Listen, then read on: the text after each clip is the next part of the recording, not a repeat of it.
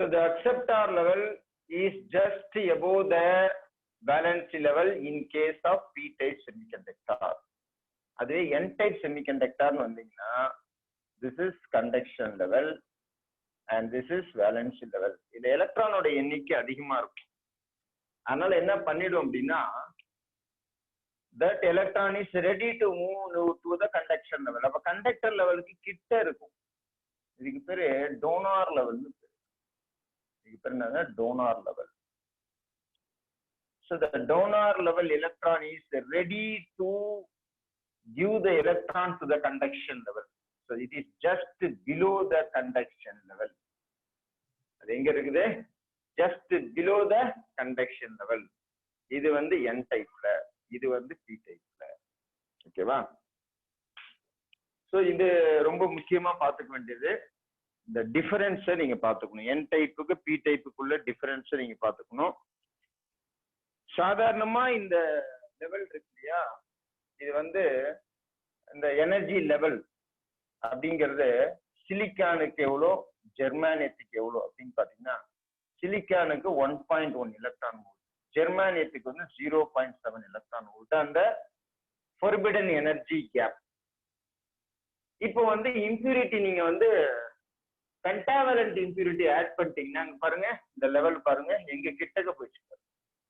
இது 0.01 இருந்து 0.05 electron volt வரல வரும். எதை ஆட் பண்ணீங்கன்னா பென்டாவலண்ட் இம்பியூரிட்டி ஆட் பண்ணீங்கன்னா, ட்ரைவலண்ட்ல அந்த மாதிரி வராது. ஸோ பென்டாவலண்ட் இம்பியூரிட்டி நீங்க ஆட் பண்ணீங்கன்னா என்ன ஆயிடும், இந்த லெவல் மேல போயிடும். அப்ப இதுக்குள்ள கேப் பாத்தீங்கன்னா ரொம்ப கம்மியா இருக்கும். சாதாரணமான டெம்பரேச்சர்ல என்ன ஆயிட்டு இருக்கும், at ordinary temperature these electrons can freely move to the conduction level. ரெடியா இருக்கும் கண்டக்ஷன்ல ஓடி. ஆனா என்ன ஒண்ணுன்னு வச்சீங்களேன், this semiconductor is behaves as a insulator. எல்லா செமிகண்டக்டர் இப்பெல்லாம் சொல்றோம் இதெல்லாம் போகுது வருதுன்னு சொல்லிட்டு, all the semiconductor behaves as a insulator at 0 Kelvin. அதாவது 0 Kelvin அப்படிங்கிறது என்ன அப்படின்னா அப்சல்யூட் டெம்பரேச்சர்னு சொல்லுவீங்க. So in that absolute temperature the semiconductor is inactive, is resemble like a insulator. எல்லா செமிகண்டக்டரும் என்ன இருக்கும் அப்படின்னா 0 கெல்வின்ல பாத்தீங்கன்னா பர்ஃபெக்ட் இன்சுலேட்டரா இருக்கும். ஏன்னா அந்த எலக்ட்ரான்ஸ் அங்க இருந்து மூவ் ஆகணும் அப்படின்னா அதுக்கு கொஞ்சம் டெம்பரேச்சர் வேணும், அது தெர்மல் எனர்ஜி வேணும். அந்த எனர்ஜி வந்து அக்செப்ட் பண்ண பிறகுதான் அடுத்த லெவலுக்கு போகும். ஓகே,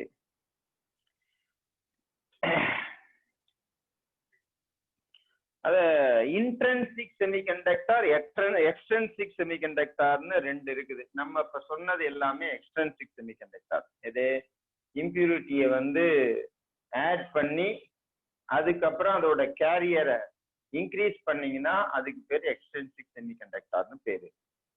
பியூர் செமிகண்டக்டரா இருக்குது, பியூர் சிலிக்கனா இருக்குது, பியூர் ஜெர்மானியமா இருக்குது அப்படின்னா அதுக்கு பேர் இன்ட்ரின்சிக் செமிகண்டக்டர்னு பேரு. இன்ட்ரின்சிக் செமிகண்டக்டர்ல இருக்கக்கூடிய number of holes, number of electrons சமமா இருக்கும். எத்தனை ஹோல்? 10 ஹோல்னா 10 எலக்ட்ரான் எட்ட போனாதானே 10 ஹோல் கிரியேட் ஆகும். அப்போ இன்ட்ரின்சிக் செமிகண்டக்டரை பொறுத்தவரையில ஹோலோட எண்ணிக்கை எத்தனை இருக்குதோ எலக்ட்ரானோட எண்ணிக்கை அத்தனை இருக்கும். ஆனா எக்ஸ்ட்ரின்சிக் செமிகண்டக்டர்ல நீ என்ன மாதிரியான ஆட்டத்தை ஆட் பண்றியோ அதுக்கு தகுந்த மாதிரி அது பி டைப் செமிகண்டக்டராவோ அல்லது என் டைப் செமிகண்டக்டராவோ மாறிடும்.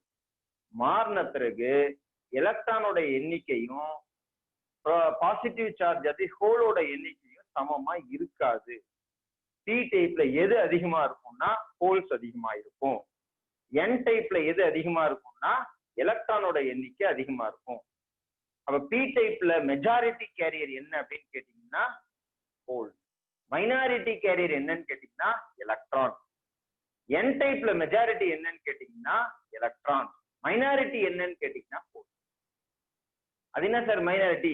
எலக்ட்ரான் ஆட்டோமேட்டிக்கா உங்க கிட்ட நகர்ந்துச்சுன்னா ஒரு ஹோல் கிரியேட் ஆகும்ல, அப்ப எலக்ட்ரான் வெளில வருது இல்ல, எலக்ட்ரானோட மோஷன் இருக்குல்ல.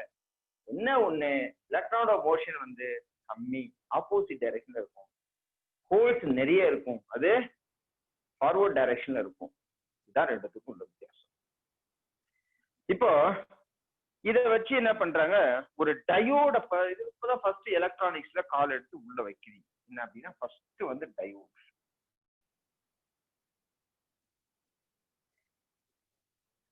இந்த டயோட்ஸ் எப்படி இருக்குது? எப்படி டயோட் அப்படின்னா, டை அப்படின்னா ரெண்டுன்னு அர்த்தம். டைனா ரெண்டு இல்லையா? இப்போ இங்க பாருங்க, இது ஒரு சிலிக்கானோ அல்லது ஜெர்மானியமோ உள்ள ஒரு செமிகண்டக்டர். இத அப்படியே ரெண்டா பிரிச்சுக்கிறீங்க. அது ரெண்டா பிரிச்சுக்கணும், நடுவில் அப்படியே சும்மா ஒரு லைன் மாதிரி நம்மளா அசியூம் பண்ணிக்கிட்டு, இதுல ஒரு பக்கத்துல வந்து ட்ரைவேலண்ட் இம்பியூரிட்டியை ஆட் பண்றீங்க. இந்த ட்ரைவேலண்ட் இம்பியூரிட்டியை இந்த பக்கம் ஆட் பண்றீங்க.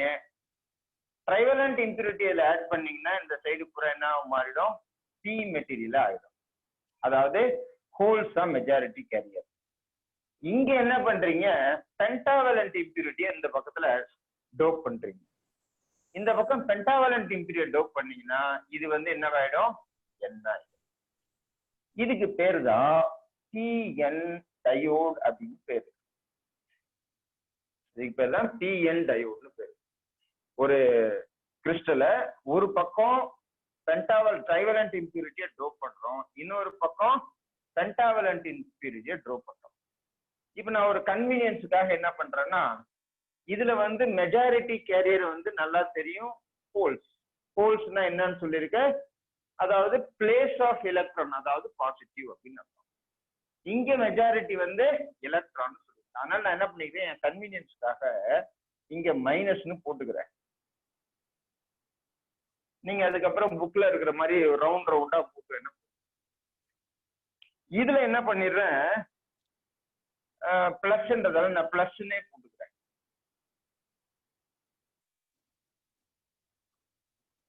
சரி, இப்படி போட்டுட்டேன். அப்ப இங்க என்ன இருக்குது, பிளஸ் இருக்குது, அங்க என்ன இருக்குது, மைனஸ் இருக்குது. அப்ப இங்க பிளஸ்ஸே இருக்காதுன்னு கேட்டா பிளஸ் இருக்கும். பிளஸ் சுத்தமா இல்லாம இருக்காது. இங்க மேல மைனஸ் இருக்காதா கேட்டா மைனஸ் இருக்கும், ஆனா எண்ணிக்கை கம்மியா இருக்கும். புரியுதா?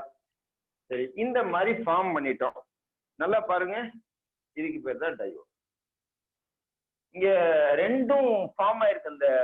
இந்த இடத்துக்கு பேரு ஜங்ஷன் பேரு. இந்த இடத்துக்கு பேர் என்ன, ஜங்ஷன். சரி, இந்த ஜங்ஷன்ல என்ன சார் நடக்கும்? இந்த பாருங்க, பக்கத்து பக்கத்துல இருக்கு பாருங்க. இந்த ஜங்ஷன்ல பிளஸும் மைனஸும் பக்கத்து பக்கத்துல இருக்குதா?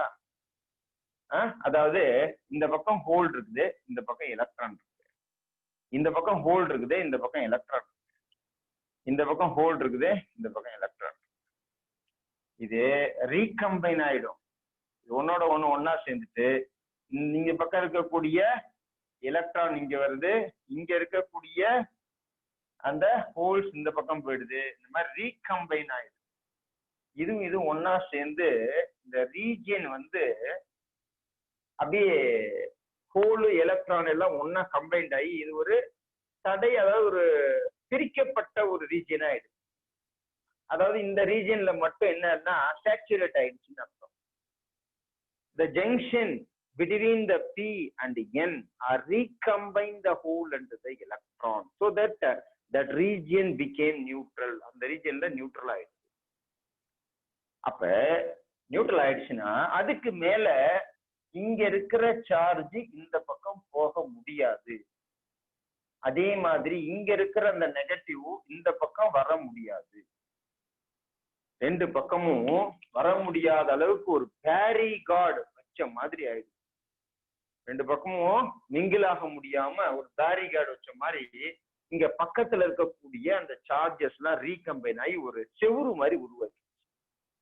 அந்த செவுத்தை தாண்டி இந்த சார்ஜால போக முடியாது. இந்த ரீஜியனுக்கு பேரு, இது பிரிக்கப்பட்ட ஒரு ரீஜியன் அப்படின்னு பேரு. அதனால இது டிப்ளீஷன் ரீஜியன் பேரு.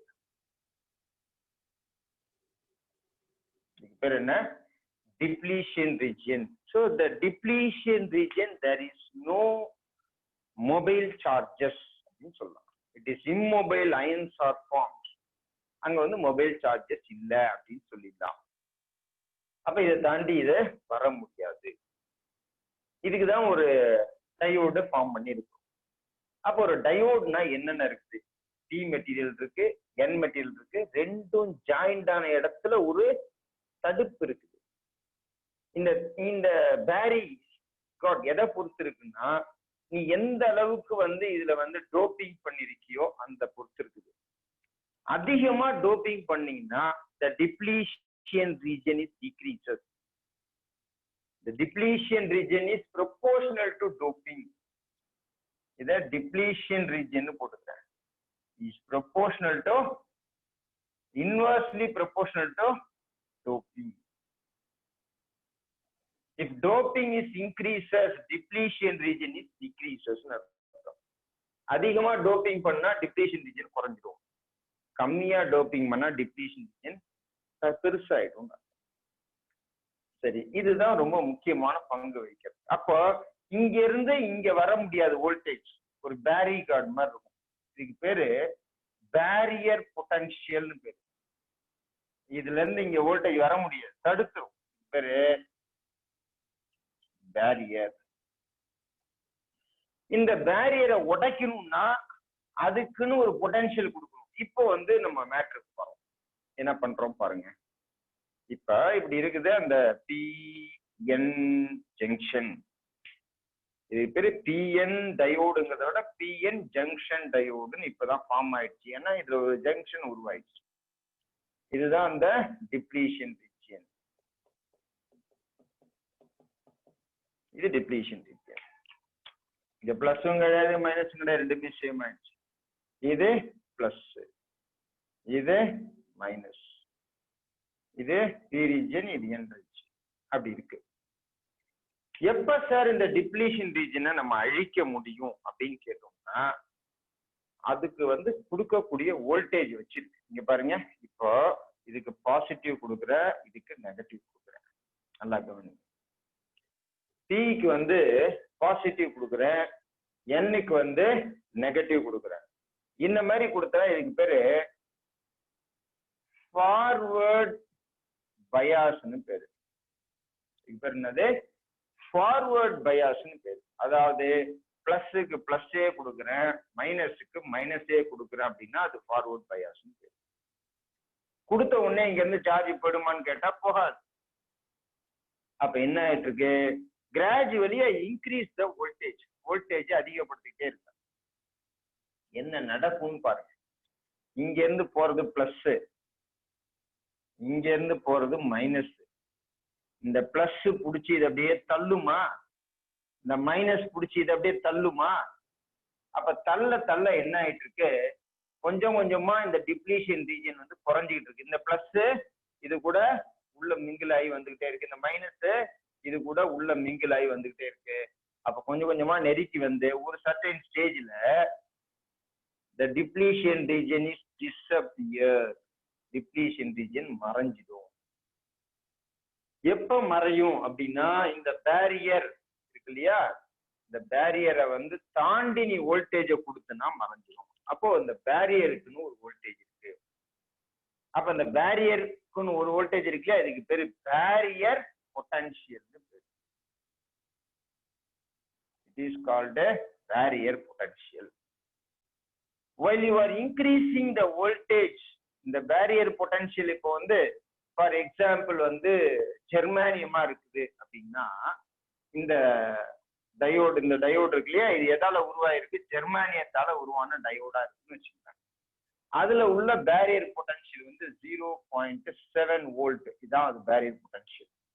அப்ப நம்ம கொடுக்கக்கூடிய வோல்டேஜ் இருக்கு இல்லையா, இந்த வோல்டேஜ் வந்து இது ஜெர்மானியமா இருந்ததுன்னா நீ 0.7 விட அதிகமா கொடுத்தீங்கன்னா, if it is greater than 0.7 volts, இத்தனை வோல்ட்டுக்கு மேல கொடுத்துட்டீங்கன்னா இது அழிஞ்சிரும். ஃபார் எக்ஸாம்பிள் இப்போ வந்து என்ன கொடுக்குற? 1 வோல்ட் கொடுக்குற. எவ்வளவு கொடுக்குற? 1 வோல்ட் கொடுக்குற. இந்த 1 வோல்ட் கொடுத்தீங்கன்னா என்ன ஆகும்னா, 0.7 வோல்ட் எங்க எதுக்கு எடுத்துக்குதுன்னா, இதை ஓவர் இதை ரீகம்பைன் பண்றதுக்கு, அதாவது இந்த டிப்ளீஷன் ரீஜனை உடைக்கிறதுக்காக இந்த 0.7 வோல்டேஜ் போயிடுது. மீதி எவ்வளவு வோல்டேஜ் இங்க இருந்து அங்க வரும்னா 1 minus 0.7 is equal to 0.3 voltage தான் அந்த பக்கம் போகும். அப்போ அது பேரியர் தடுத்துருது. அந்த தடுப்பை உடைக்கிறதுக்காக நம்மளுக்கு கொஞ்சம் பொட்டன்ஷியல் தேவைப்படுது. அந்த பொட்டன்ஷியல் தான் 0.7 வோல்டேஜ் ஜெர்மானியத்துக்கு. சரி சார், அதுவே சிலிக்கனா இருந்தா என்ன ஆகும் அப்படின்னு பாத்தீங்கன்னா, இஃப் இட் இஸ் சிலிக்கன் டயோடா இருந்துச்சுன்னா அதுக்கு நீ கொடுக்க வேண்டியது 0.3 வோல்ட். சாரி, தப்பா சொல்றேன். இது வந்து சிலிக்கனுக்கு 0.7, ஜெர்மானியத்துக்கு 0. மாத்திட்டேன். இது சிலிக்கனா இருந்துச்சுன்னா 0.7, ஜெர்மானியமா இருந்துச்சுன்னா 0.3 வோல்ட். ஜெர்மானியமா இருந்துச்சுன்னா நீ 0.3 வோல்ட் கொடுத்தா போதும். அப்ப எவ்வளவு வோல்டேஜ், 1 வோல்டேஜ் கொடுத்தா அப்ப எவ்வளவு வந்து அந்த பக்கம் கிராஸ் ஆகும். இப்போ 1 வோல்டேஜ் இஸ் given, 0.3 வோல்டேஜ் அந்த பேரியர் இருக்கிற மைனஸ் பண்ணிட்டுங்க, இஸ் ஈக்குவல் டு 0.7 வோல்ட் வந்து வெளியில வரும். இது வந்து ஃபார்வர்ட் பயாஸ் அப்படின்னு பேரு.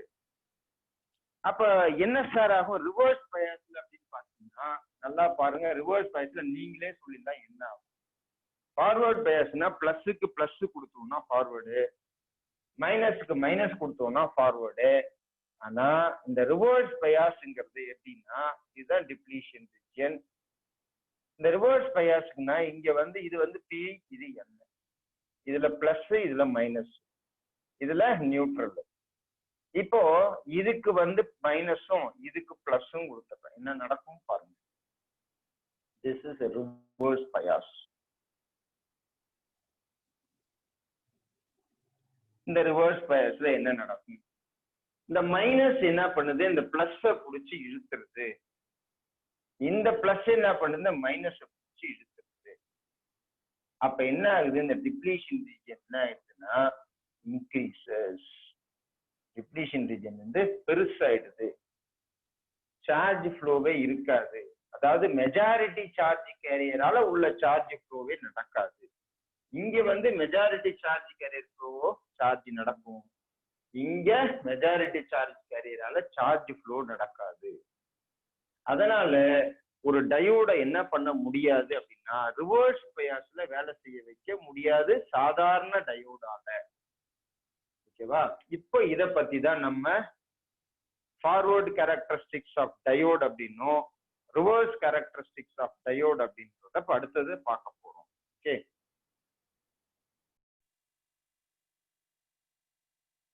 இப்ப என்ன பண்றேன், அந்த கரண்ட்டுக்கும் கரண்ட் வந்து இருக்க வோல்டேஜ் வந்து இது வந்து ஒரு சிம்பிள் இப்படி போட்டோம்னா என்ன இருக்கும், இது என்ன சர்க்யூட் டயகிராம் அப்படின்னா, circuit diagram is the forward bias. Now I increase the voltage gradually and see the voltage and the current. இப்போ கரண்ட் எவ்வளவு வருது, வோல்டேஜ் எவ்வளவு வருது அப்படின்றத கால்குலேட் பண்ணிட்டோம். கொஞ்சமா என்ன பண்றோம்,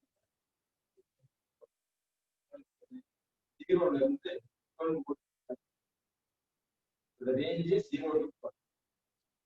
Now I gradually increase the voltage from 0 to 12. 0 to 12 voltage increase பண்ணிட்டேன். சப்போஸ் இந்த டயோடு வந்து ஒரு சிலிக்கன் டயோடா இருக்கு,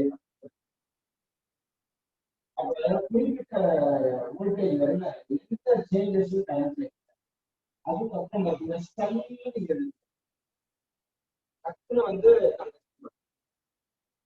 அப்ப என்ன நடக்குது அப்படின்னா, சிலிக்கன் டயோடா இருந்துச்சுன்னா இந்த வோல்டேஜ் எவ்வளவு அப்படின்னா 0.7 வோல்ட் வரையில 0.7 வோல்ட் வரையில என்ன இருக்கு, அவுட்புட் கரண்ட் காமிக்கல.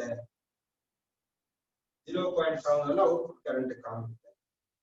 அந்த 0.7க்கு அப்புறம் போச்சுன்னா என்ன ஆகுது, கரண்ட் இன்க்ரீஸ் ஆகுது. ஏன்னா அதுக்கப்புறம் தான் கண்டக்ஷன் நடக்கும். அதுக்கப்புறம் நீங்க இருக்கக்கூடிய மோர் தென் 7 வோல்ட் வந்து நீங்க 7 வோல்ட் மேல போயிட்டு கரண்ட் வந்து மேக்ஸிமமா இன்க்ரீஸ் ஆகும். Forward characteristics. இந்த ஃபார்வர்டு கேரக்டரிஸ்டிக்ஸ்ல எப்படி நீங்க ரெசிஸ்டன்ஸ கண்டுபிடிப்பீங்க, எப்படி ரெசிஸ்டன்ஸ கண்டுபிடிக்கணும்னா, RF forward resistance is equal to ரெசிஸ்டன்ஸ்னால என்னது, R equal to V by I. Delta Vi by delta I. இதுல delta V by delta I. delta V இதுல ஒரு லோட் போட்டுருக்கீங்க. இதுதான் delta V. இதுதான் delta I. இதை கண்டுபிடிச்சீங்கன்னா இந்த ரெசிஸ்டன்ஸ் ஃபார்வர்ட் ரெசிஸ்டன்ஸ் ஏன் கம்மியா எவ்வளவு இருக்கும் பாத்தீங்கன்னா ஒரு அதிகபட்சமா ஒரு 40 to 70 ஓம்ஸ் உள்ள ஒரு ரெசிஸ்டன்ஸ். சாதாரணமான இந்த ஜங்ஷன் டயோட்ல இந்த ரெசிஸ்டர் ஃபார்வர்ட் ரெசிஸ்டன்ஸ் வேல்யூ இந்த வேல்யூ தான். ஓகே, இது forward characteristic of a PN junction diode. Reverse characteristic ஃபார்வர்டா இருந்தாலும் சரி ரிவர்ஸ்டா இருந்தாலும் சரி, while increasing the voltage to be a particular value, அதுக்குன்னு ஒரு பிரேக் டவுன் ரீஜன் இருக்கு. அந்த பிரேக் டவுன் ரீஜனுக்கு தாண்டி டெம்பரேச்சர் இன்க்ரீஸ் ஆச்சுன்னா கம்ப்ளீட்டா ஓபன் ஆகும். அந்த ரீஜன் ஓபன் ஆயிடுச்சுன்னா நீ கொடுக்கக்கூடிய சார்ஜ் அப்படியே கண்டக்ஷன் ஆகும். அதுக்கு பேர் பிரேக் டவுன் வோல்டேஜ். எந்த ஒரு டயோடையும் பிரேக் டவுன் வோல்டேஜ்க்கு உள்ளதான் நம்ம ஆப்ரேட் பண்ணணும். அது பிரேக் டவுன் ஆயிடுச்சுன்னா டயோடு தன்னுடைய அப்ப அது குறிப்பிட்ட வோல்டேஜ் வரலன்னா அது ஆப்ரேட். நம்ம பாட்டுக்கு 5 வோல்ட்டுக்கு ஆப்ரேட் ஆகக்கூடிய ஒரு டயோட 50 வோல்ட்லாம் கொடுக்க முடியும். Diode can be operated within the particular stage. நம்ம என்ன பண்ண போறோம் அப்படின்னா, we have to convert the AC to DC. ஏசியை டிசியை மாத்தக்கூடிய அந்த ப்ராசஸுக்கு பேர் என்னன்னு கேட்டீங்கன்னா ரெக்டிஃபிகேஷன் சொல்லுவோம்ல. ரெக்டிஃபைங் அப்படின்னா நிறுத்திடுறது, பிளாக் பண்றது, அதுக்கு பேர் ரெக்டிஃபை. பிளாக் பண்ணி ஒரு இதை மட்டும் அலோவ் பண்றது, அதுக்கு பேர் ரெக்டிஃபை. இப்போ நம்ம பார்க்க போறது half wave rectifier. What is half wave rectifier அப்படின்னா, இது எப்பயுமே ஏசி சோர்ஸ் அப்படின்னா வரக்கூடிய வோல்டேஜ், இன்புட் வோல்டேஜ் எவ்வளவு இருக்கும்? ஒரு 230 வோல்டேஜ் வருமா? இது என்ன பண்றோம், ஒரு டிரான்ஸ்ஃபார்மர். இது சிம்பிள் ஆஃப் டிரான்ஸ்ஃபார்மர். இது ஒரு டிரான்ஸ்ஃபார்மர் வச்சு இது பிரைமரி. செகண்டரி என்ன பண்ணும், ஒரு கம்மியான டிரான்ஸ்போர்ட். இது செகண்டரி. இது 2 கோடு போட்டீங்கன்னா என்ன அர்த்தம்னா இது மேக்னெட்டிக் ஃப்ளக்ஸ்னு அர்த்தம். இது பிரைமரி, இது செகண்டரி டிரான்ஸ்ஃபார்மர். அப்ப என்ன ஆயிடுச்சு, இந்த டிரான்ஸ்ஃபார்மர்ல வோல்டேஜை குறைச்சிட்டு இதுல ஒரு 12 வோல்ட் தான் வருதுன்னு வச்சு, இது அவுட்புட் 12 வோல்ட். 12 volt AC.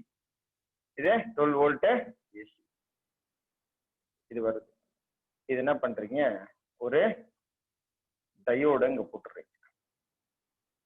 இந்த ஒரு டயோட போட்டு அந்த டயோட்ல இதோட டெர்மினல் ஒன்று எடுத்து போறீங்க. இந்த டயோட்ல இருந்து ஒரு ரெசிஸ்டன்ஸை போட்டுட்டு இப்ப என்ன ஆயிடுன்னா இது நெகட்டிவ் ஆயிடும், இது பாசிட்டிவ் ஆயிடும். ஒரு பக்கம் நெகட்டிவ் என்ன பண்றீங்க, இதை கொண்டு போய் கிரவுண்ட்ல கொடுத்துடுறீங்க. இது பிளஸ், இப்ப நெகட்டிவ் கிரவுண்ட்ல இருந்து எடுத்துக்கிறதா அர்த்தம். இப்ப என்ன ஆகுது அப்படின்னா, இதுல இருந்து வரக்கூடிய இன்புட் வேவ்ஸ பாக்குறீங்க. இப்படி கொடுத்தா இது ஃபார்வர்ட் பயஸ், இது இ, இது என். இப்ப இன்புட் வரக்கூடிய வோல்டேஜ், இதுக்கு வரக்கூடிய வோல்டேஜ் இப்போ ஒரு இது இங்க நான் தனியா போடுறேன். இது ஒரு டயோடு. இது ஏசி சோர்ஸ் எப்படி வருது, இப்படி உள்ள போகுது. இப்படி உள்ள வரக்குள்ள என்ன ஆகுதுன்னா, இந்த மேல இருக்கிறது எல்லாமே ஃபார்வர்ட் பயஸ். இது forward Paes. Positive half cycle சொல்லுவோம் இல்லையா, இது பாசிட்டிவ் ஹாஃப் சைக்கிள். கீழே வர்றதுல என்னது, நெகட்டிவ் ஹாஃப் சைக்கிள். இந்த கீழே வரக்கூடிய இந்த நெகட்டிவ் ஹாஃப் சைக்கிள்லாம் என்ன ஆகாது, அது வழியா அலோ பண்ண முடியாது. அப்ப it will allow only the positive half cycle, it will not allow the negative half cycle. Negative half cycle உள்ள போகும்னா அப்ப என்ன தடுத்துருது. தடுத்துனா என்ன அர்த்தம், டிப்ளீஷன் லேயர் பெருசாயிடும், அலோ பண்ணாது. அடுத்த ஃபிராக்ஷன் ஆஃப் செகண்ட் என்ன ஆகும், அடுத்த வேவ் உள்ள போகும். அது ஃபார்வர்ட் பயஸ், அதை அலோவ் பண்ணிடும். அதுக்கு அடுத்ததா வர்றது என்னது? ரிவர்ஸ் பயஸ், இதை அலோவ் பண்ணாது. அப்ப என்ன ஆகும்னா இது உள்ள போக்குள்ள வெளில வரக்கூடிய வேவ் பாத்தீங்கன்னா இது மட்டும்தான் வெளில வரும். இந்த கீழே இருக்கு பாத்தீங்களா, இந்த நெகட்டிவ் ஹாஃப் சைக்கிள்லாம் வெளியில போகாது, அதை பிளாக் பண்ணிடும். அப்ப இன்புட் வேவ்ஸ் வந்து இப்படி இருக்குது, இப்படி இருக்குன்னா அவுட்புட் வேவ்ஸ் எப்படி இருக்குது? ஒரு ஹாஃப் பாசிட்டிவ் ஹாஃப் சைக்கிள் மட்டும் போகுது. So this is voltage in, this is voltage out. So the half wave rectifier allow the half the AC input voltage and block the negative half cycle, hence it is called half wave rectifier. சரி sir, அப்போ மொத்தமா ஒரு வேவ்ல எடுத்துக்கிட்டீங்கன்னா நம்மளுக்கு வரக்கூடியது 50 hertz frequency இல்லையா? நம்மளுக்கு வந்து 50 ஹெர்ட்ஸ் ஃப்ரீக்வென்சி. 50 ஹெர்ட்ஸ் ஃப்ரீக்வென்சினா என்ன அர்த்தம் அப்படின்னா இது வந்து ஒரு வேவ் மாதிரி. இதே மாதிரி ஒரு செகண்டுக்கு 50 வேவ் போகுது, 50 வேவ்ஸ் போகுது. ஒரு செகண்டுக்கு 50 வேவ்ஸ் போகுது ஏசில. அதனால வேவ்ஸ் என்ன சொல்றீங்க? ஃப்ரீக்வென்சி வந்து 50 ஹெர்ட்ஸ் அப்படின்னு சொல்றோம். அப்ப ஒரு செகண்டுக்கு எத்தனை பாசிட்டிவ் ஹாஃப் சைக்கிள் போகும்? எத்தனை பாசிட்டிவ் ஹாஃப் சைக்கிள் போகும் சொல்லுங்க பாப்போம் யாராவது. ஒரு செகண்டுக்கு எத்தனை பாசிட்டிவ் ஹாஃப் சைக்கிள் போகும்? 25 சார். 25. நல்லா யோசிச்சு சொல்லுங்க.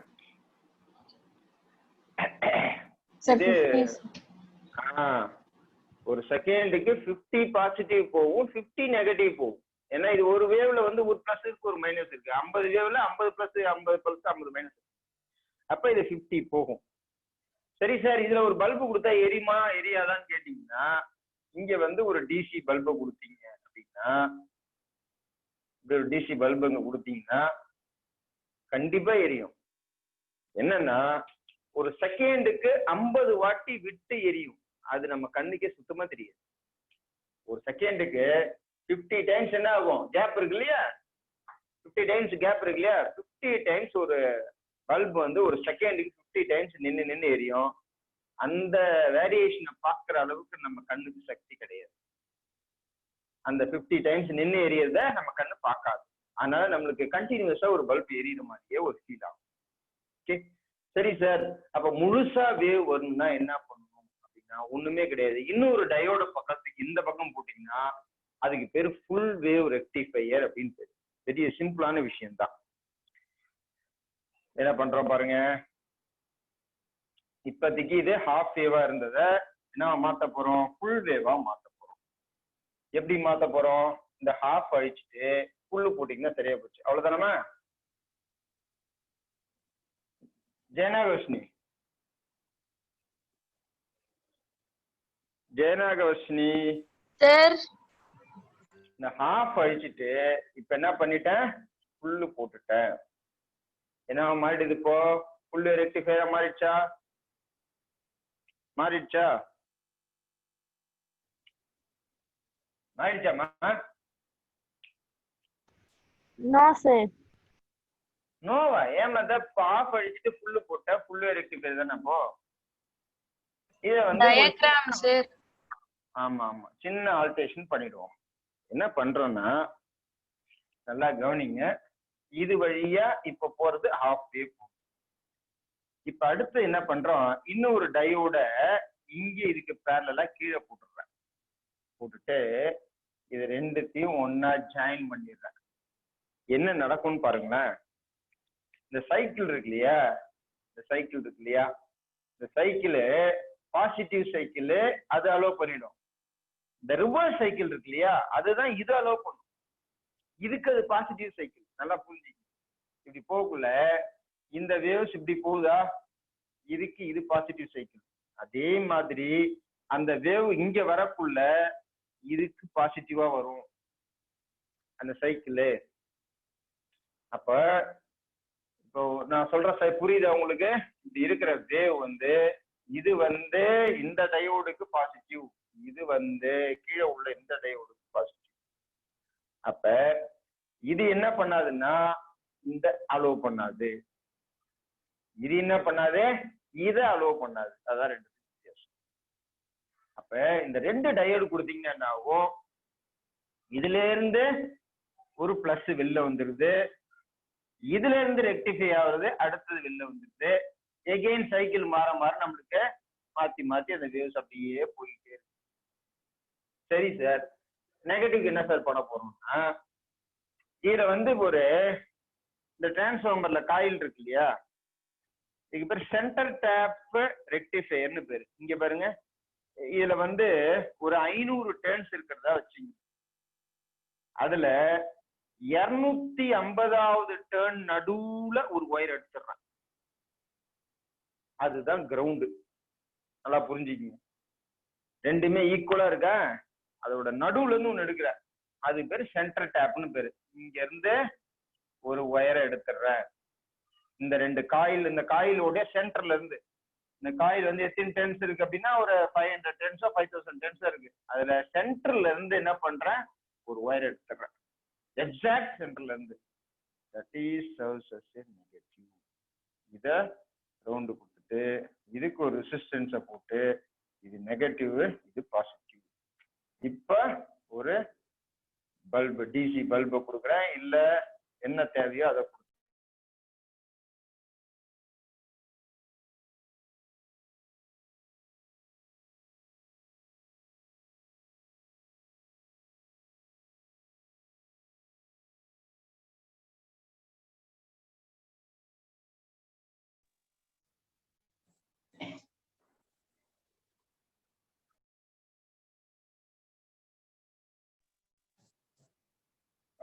Students, hello. Yes, sir. கேக்குதா நான் பேசுறது? Yes, sir. In terms of parts per million. So what is avalanche breakdown? What is the mechanism involved in the avalanche breakdown? So consider this is PN diode. So in that PN diode, if reverse bias is given, the PN diode, if we are giving reverse bias voltage, what actually happening? The depletion region is increases. Okay, the depletion region is increases. It is lightly do. The increasing depletion region, what actually happening? The carrier, the minority carrier in the region, in the depletion region is mildly accelerated because of the applied voltage. Applied voltage la enna agudhu, இந்த இங்க இருக்கக்கூடிய இந்த minority charge carrier, அதாவது P-ல வந்து இருக்கக்கூடிய minority charge carrier வந்து electron, N-ல இருக்கக்கூடிய minority charge carrier வந்து holes. These electron and holes are accelerated by means of the applied reverse potential. அது accelerate ஆகுது. ஆனது என்ன ஆகுதுன்னா, it will collide with the other crystals. அந்த கிறிஸ்டல் ஆட்டத்துல போய் மோதுது, அது அடுத்தடுத்த ஆட்டத்துல போய் மோதுது. After bombarding that, it produces more and more electrons and holes. போய் மோதிச்சுன்னா ஒரு எலக்ட்ரான் வெளியில வந்துடும், ஒரு எலக்ட்ரான் வெளியில வந்துச்சுன்னா ஒரு ஹோல் கிரியேட் ஆகுது. So that it produces more and more hole and electron pair. ஒரு எலக்ட்ரான் வெளில வந்து அது போய் இன்னொன்னு மோதும், அது ரெண்டும் சேர்ந்து அடுத்த ரெண்டை போய் மோதும், அது 4 சேர்ந்து அடுத்த 4 போய் மோதும். அப்ப என்ன ஆயிடுது, ஒரு குமுலேட்டிவ் எஃபெக்ட் வந்துருது ஒரு fraction of செகண்டுக்குள்ள. This is called avalanche multiplication. This is called avalanche multiplication. Within fraction of second, all the whole electron pairs is created and moves in opposite direction, produces a breakdown voltage. That is reverse saturation current. சொல்லுன்னு ரிவர்ஸ்ல வந்து saturation current ஒன்று, அதுக்கு பேர் reverse saturation current னு பேரு. It is mainly due to the collision of the electron in the crystal lattice. அதுல போய் மோதுறதால தான் அதோட விளைவு நடக்குது. எதிரே அவலாஞ்சி பிரேக் டவுன் அப்படிங்கிறது due to the collision of the electron. First அது accelerate ஆகிறது potential. அதுக்கப்புறம் எப்படி இந்த multiplication வரும்னா due to the collision. This is called avalanche multiplication, and this breakdown is called a avalanche breakdown. This is mainly due to the reverse bias current, and the PN diode is lightly doped. Very large depletion region, only this breakdown happens. So mainly this breakdown happens in the PN junction diode. So come to the Zener breakdown. So in case of Zener breakdown, it is different from the avalanche breakdown. In the Zener breakdown, it is very heavily doped. அதே reverse bias தான் கொடுக்குறீங்க. PN இங்க negative, இங்க positive கொடுக்குறீங்க. But it is heavily doped. அதிகமா impurity இருக்குதுல.